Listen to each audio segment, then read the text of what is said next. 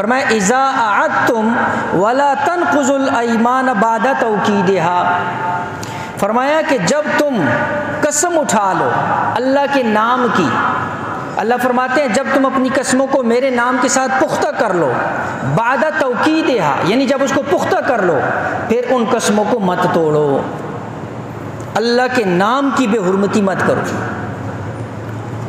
قسم توڑنے پر کیوں کفارہ رکھا گیا؟ لوگ قسم کو کچھ سمجھتے ہی نہیں، لوگ اللہ کے نام کو کچھ سمجھتے ہی نہیں۔ کاغذ پہ اوپر نام لکھا ہوا نیچے نظر آ جائے فوراً اس کو اٹھا کر چومنا شروع کر دیتے ہیں، لیکن اسی اللہ کے نام کی قسم اٹھاتے ہیں اور دل کے اندر پہلے سے ہوتا ہے کہ یہ جھوٹی قسم اٹھا رہا، حتیٰ کہ قرآن کے اوپر بھی ہاتھ رکھ لیتے ہیں، کلمہ بھی پڑھ لیتے ہیں۔ اس لیے اللہ کے نبی علیہ الصلوۃ والسلام اور شریعت کے اندر زیادہ قسمیں اٹھانے سے منع کیا گیا۔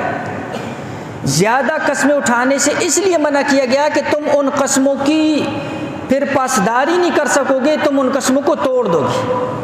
اور شریعت کے اندر قسم توڑنے کے اوپر جو ہے وہ کیا ہے؟